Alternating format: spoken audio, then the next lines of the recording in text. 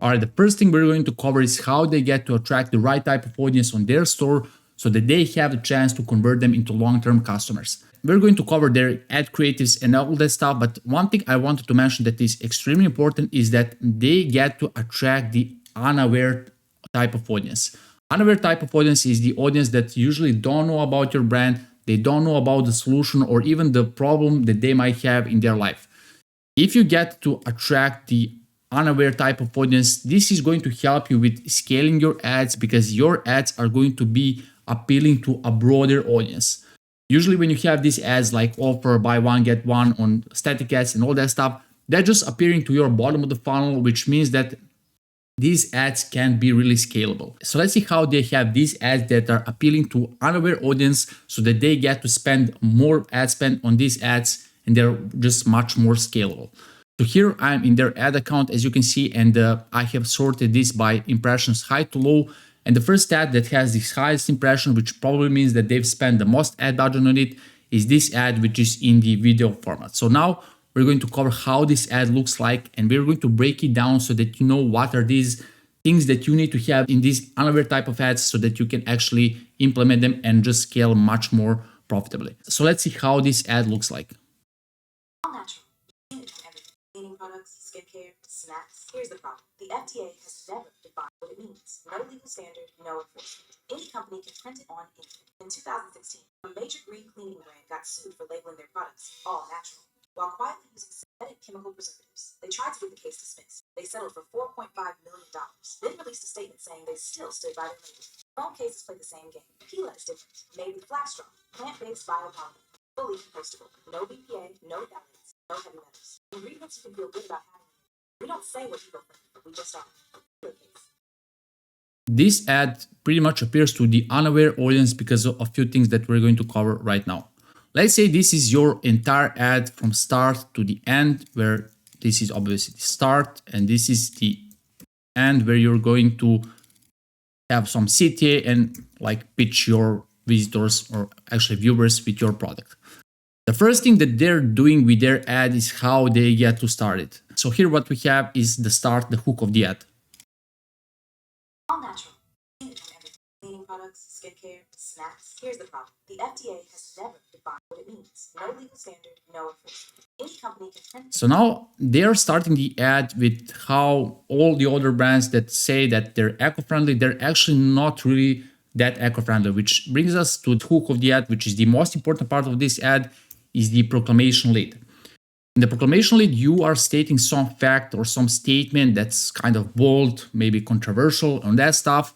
And then later down the road, you're going to justify that statement, and then you're going to eventually transition into your product.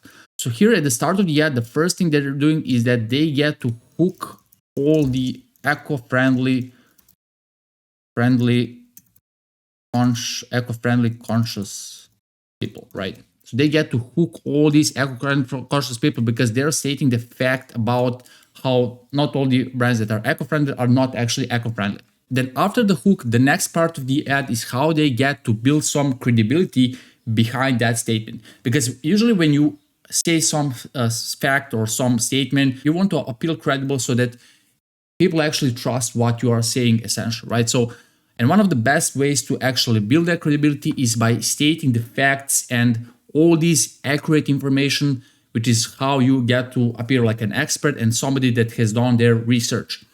If I told you that 77% of advertisers that are using this technique see a 21% of decrease in their CAC and 26% increase in their ROAS, then you will start thinking that I know all these facts and you will start believing me that the statement that I've made behind this technique is actually true, right? So that's what they're doing, and let's see how it looks in their example. Here's the problem. Cleaning products, skincare, snacks. Here's the problem. The FDA has never defined what it means. The FDA has never defined, and now they're zooming in that part. They're highlighting it, so they've done the research and they want to boost their credibility in this statement. Any company can print it on ink. In 2016, a major green cleaning brand got sued for labeling their products all natural, while quietly using synthetic chemical preservatives. They tried to get the case dismissed. They settled for $4.5 $1.5 million. You can see like they have exact year like 2016, 4.5 million. Like all the stats are very accurate. All the data is it just feels like an documentary at this point, right? So we are 22 seconds into the ad and they still haven't mentioned their product. Let's see how it goes. All cases play the same game. So now at this point, after they've built that credibility, which we have to mention here, so this was the hook, which we're going to mark as red.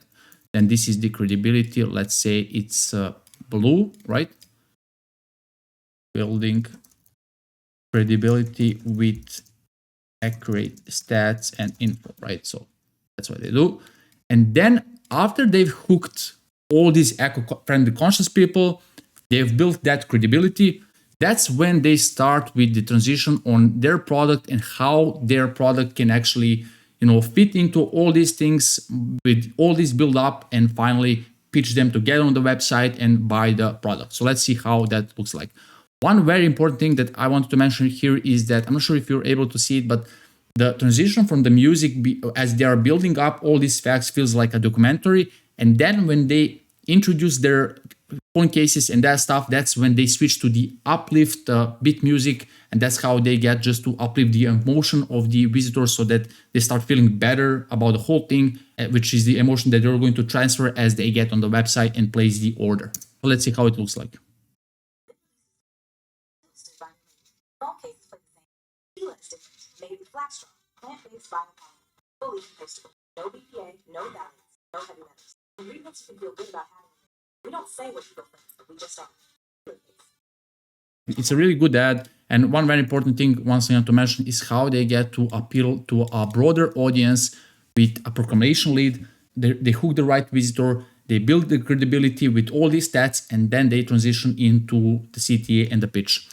But the thing is that once you create an ad that's going to appeal to a wider audience, you really need to make the whole experience after that way better than a typical dropshipping store. So you can't make them just land on your product page because they're completely unaware audience. They don't know about your brand, about the problem solution. Now you want to make that whole experience really well optimized, because if you build that entire funnel, starting from the ad all the way to the checkout, that entire experience is just going to help you scale your ads more aggressively, because you have a funnel that is just going to help you with the unaware audience so that you can just push like a lot of the ad spend in your ads and therefore scale much more profitably.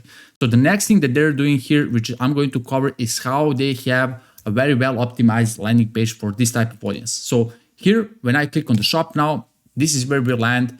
And I'm going to view this obviously from the mobile perspective, because 90% of their visitors is coming from mobile. Here, the first thing we have here at the top, extremely important thing, buy a phone case, get another for free. So right when their visitors land, they want to communicate their offer right from the start. They want to communicate if they buy one case, they're going to get another for free, which is a really good offer, right? So if you have an evergreen offer like that, you always want to make sure that you show it right at the top so that people have that in mind while they're exploring all your products. The next thing that we have here is a very easy to digest above the fold section of the landing page. This thing is extremely important because as your visitors are chilling on Facebook ads, scrolling reels, all that stuff, they just are willing to waste their time, brain turned off and all that stuff. And then they see your ad that you're pushing on Facebook. When they see your ad and they get persuaded to go on your website and potentially buy your product, you need to understand that they are still in that state of mind as they land on your landing page. For that reason, it is extremely important that your landing page is easy to digest. If your page is just hard to digest, they need to process like, I don't know how many energy to understand what's going on, what's the offer and all that stuff. They're just going to abandon that because people will feel like it's not worth it, their time and their energy. So they're just going to abandon your landing page and go back to the social media.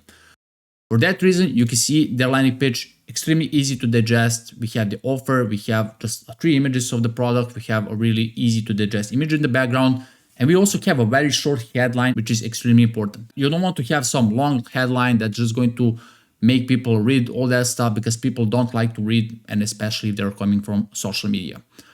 The next thing we have here is something that's called trust signals. Right below the image, we have, once again, in the above the fold section, three icons with the text that are communicating something that's important to their visitors. Made in Canada, free shipping option, screen protection guarantee. So if they're eco-friendly brand and they want to perceive as a high quality eco-friendly brand and all that stuff, obviously they must communicate that these products are not made in China. Because if these products are made in China, they're claiming that they're eco-friendly, most probably their visitors are not going to believe that, which is going to cause that distrust. They're going to abandon the landing page and go back to their social media. For that reason, you can see they have that above default as well, and that's how they get to communicate that here in this part as well. So three important things from here: offer at the top, so they have it in the back of the mind, easy to digest, building trust with trust signals, right? So that's what they do, and that's extremely important for this type of traffic. Now, the next thing is that what happens after you click shop now. When you click on the shop now, you get to the next page, which is the collection page. And in this page, they want to build even more trust. Here, the first thing you're going to notice by the visual hierarchy is the social proof of 50,000 5-star reviews. And then we have the headline of the collection. So here they keep on building trust with social proof. All right, so they build the trust with social proof. Once again, they're reiterating on these trust signals because this is something that's obviously extremely important for them. Another thing, they have $500 screen protection guarantee. Not going to get into this one, but something that's probably very important for their visitors. As you scroll down, you can see they're constantly iterating the offer: buy one, get one free, buy one, get one free, and so on. And then you get to choose one of the products that you want to explore. Probably some of the best sellers when they're pushing this type of eco-friendly conscious ads. Let's go with this one. Now we're on the product page, and this is where things get quite interesting. So we're on the product page, very casual product page, like very easy to digest. Once again, what they're doing here is that they're reiterating their offer. So as you can see, across the entire funnel, they're still mentioning buy one, get one free, because this is an evergreen offer for them and they want to push it at all costs. Because if you communicate it more people will be aware of it, and therefore they will use the opportunity of it. No codes, no stress, which just means that it's just going to be easy for their visitors to apply this discount code and so on. Here we have some color swatches, extremely important for a case like this, because if you have had like these drop downs and all that stuff, your customers will just find it very hard to find what's the right variant for them. They would need to click on multiple times between these drop downs and stuff. And by having these color swatches, you already can see like what's this variant about. You can click on it and see how it looks like. And therefore that just helps a lot with the product discovery. When we scroll down, you have the add to cart that pops up, very good add to cart. And then once again, right below it, we have these trust signals that they want to reiterate across the whole thing. One thing that's also very good here is the social proof in the above default section. Typically, you would see that brands only have the social proof when you scroll down by Judge Me reviews and all that stuff. But if you could put some meaningful quote of a customer in the above default section, that's just going to help more of your visitors see that social proof, and therefore you're going to build trust with more of these visitors that are on your store, which means higher conversion rate, right? So another thing also very good here is that they have this upgrade your everyday carry, and you have some cross sells, some products that go very well with this case. The phone strap in different colors. You can just click on the ad like this and you get this product added to the cart, which is really awesome way.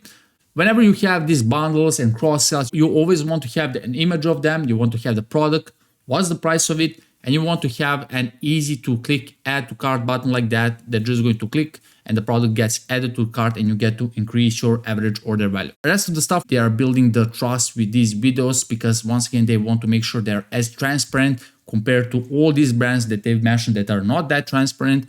And that's how they get to build the trust, while at the same time increasing their average order value and conversion rate. When you add the product to the cart, you get into the cart drawer, and the first thing you're going to notice is a free gift threshold at the top. This free shipping threshold at the top, it just helps your visitors visualize how close they are to get a free gift or a free shipping if that's the thing that you want to push on your store.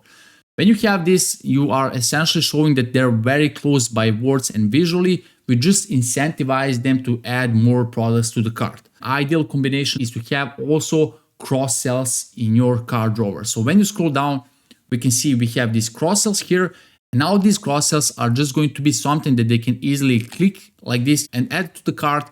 And therefore they get past that free shipping threshold, and therefore they get a gift or whatever you are pushing on your store. One thing that's extremely important in your cart drawer, because sometimes you can have some tendency to have so many things in this cart drawer, you need to always make sure that it's a clear separation of what's in the cart versus what they can add to their cart. So you can see this first screen, they have what's in the cart, then they have this blue rectangle that kind of separates what's in the cart versus what they can add to the cart.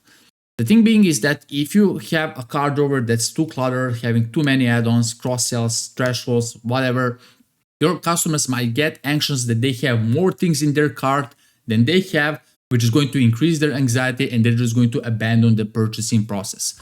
For that reason, keep it simple, have a free shipping threshold, have cross-sells, and also make sure that you have a clear separation between what's in the cart versus what they can add to the cart. So once again, very well optimized checkout, and that's how these guys get to attract all these unaware audiences with an ad that doesn't start with the product but starts with a proclamation. And then they have that entire journey on Shopify, which just helps them educate their visitors about their product, about their value proposition, about their offer, so that they get to convert all these unaware audiences into long-term customer. This is the thing that's going to help you scale further, because the ads that you're pushing, the Facebook algorithm will recognize that your ads are appealing to a wider audience, and therefore just going to reward you with better prices on the auction, and therefore you'll be able to spend on your ads much more profitably.